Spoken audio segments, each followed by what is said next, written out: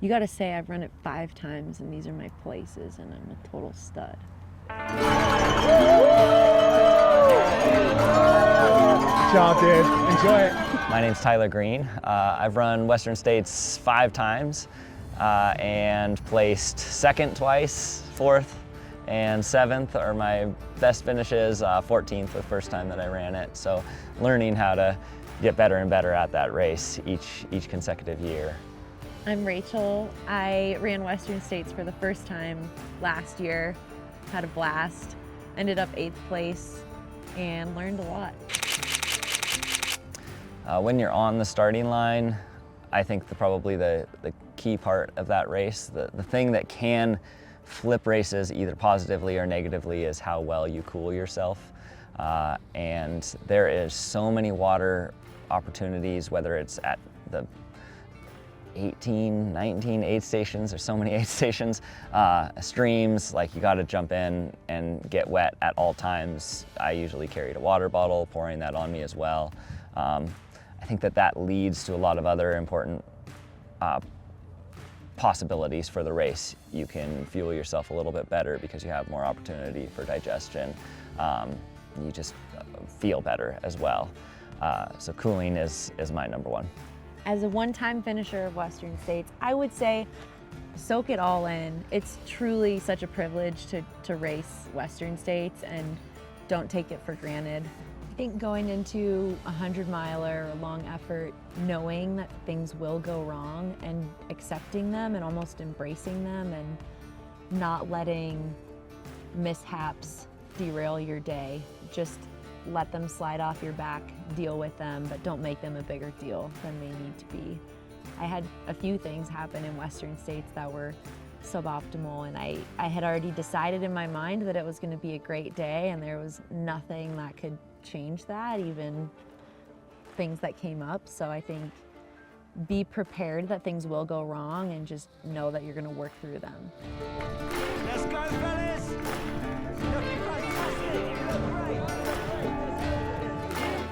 There are different sections, like very distinct sections to the course. And rather than looking at it as like, wow, I have to run this whole 100-miler, you can think about it in terms of these different sections of the course and taking one chunk of the course off at a time. The first one, and generally these are connected with where you see your crew and main crew aid stations. So the first section, the high country, much more rocky, rooty, it's high altitude, it's some decent steep climbs, and in that section I would say like it's time to stay pretty relaxed and to not use too much of yourself too early. When you see people at Robinson Flat, then you go down into this, you have a long downhill and then into the canyons where it's steep and hot as well. You have to take that section again like with some calm, but also with some urgency as well.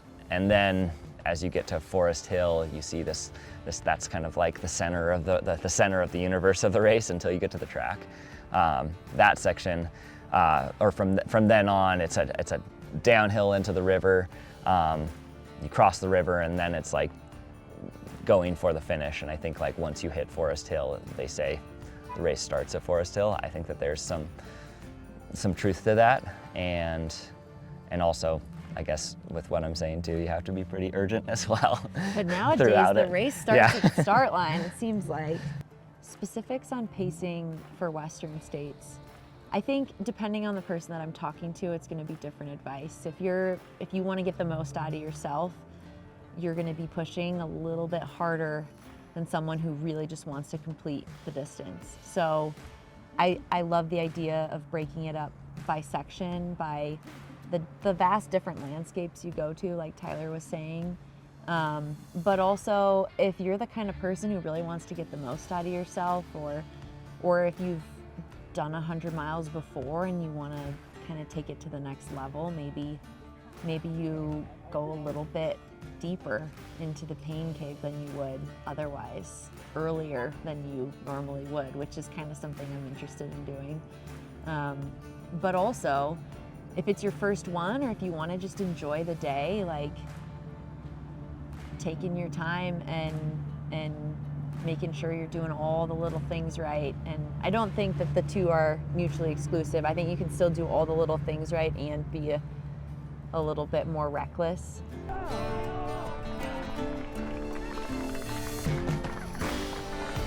The easy answer for why Western States is so special is because it was the first 100-miler, and it's steeped in history. But I think it goes beyond that. I think that the mystique around a race comes with a community believing in it or believing in the magic of it, and it becoming this special place where the community actually, like, this is the true, like, kind of one-time gathering during the year where you see most everyone. And then I would lastly say, like, probably the golden hour, which is the final hour of finishers. You know, many of the elite runners will generally finish like by 10 p.m. or something. Go to sleep.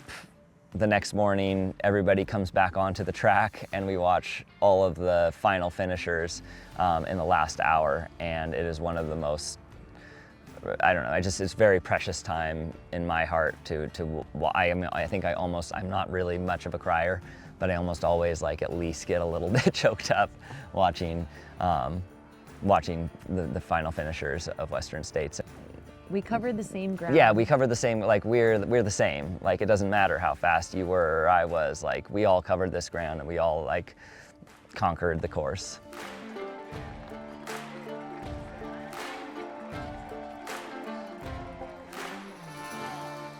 This might be a little bit controversial, but I think there's a lot of people talking about high carb fueling right now, which can work great for some people, but just know your limits and practice your fueling before the race. Know what numbers you need to put down to have a good day, which may not be someone else's grams of carbohydrates per hour. Focus on your own plan and stick to that, and don't feel like you need to go over the top just because that's what everyone else is doing. I usually carry a handheld, and I have my preferred hydration, which is Precision. I'm going to pick those up from crew to aid stations, and then I'm going to fill up at the aid stations where I don't have crew. And so I want to be making sure also that I can go back and forth between a couple different things. Make sure that I'm able to use a variety of products. I usually put in the pH 1000. It's a little packet of hydration, and 1 scoop of the carb only, so 30 grams per 500 milliliter bottle, 500 milligrams of sodium. You gotta fly it. You gotta put that on. The first year that I ran, I would go to the aid station, even crewed aid stations. I would go to the regular aid station, and then I would go to the crewed aid station. And I looked back on that and I was like, I lost 10, 15 minutes. And I was just like, I want to experience this. And I'm like, hey, we're at Western States. We're really here. It'd been multiple years of trying to get in. Shaking the hands of every volunteer. Maybe not quite that. That's what it felt like. Yeah.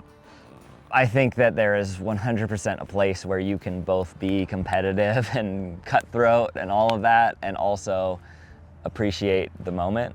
And there's so many, like, every time that I'm going through the river, it's like, wow, I'm like, we're in the river. Like, this is a historic, this is a what's the word? Iconic moment within Western, when you're crossing Nohan's Bridge, when you go over the escarpment, like, fully enjoy that moment. And I think you can hold both of those at the same time.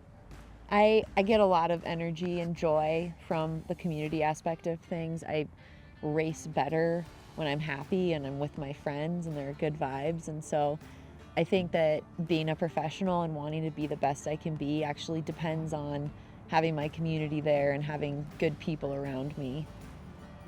To everybody racing Western States, crewing, spectating, have so much fun. It's the best. I know that sounds silly, but it really is just such a privilege to just be at that event, whether you're racing or just supporting. I know you're gonna have a great time. Yeah, we're cheering you on, and make it so memorable that we are really, really sad that we're not there. I'm already sad that we're not there.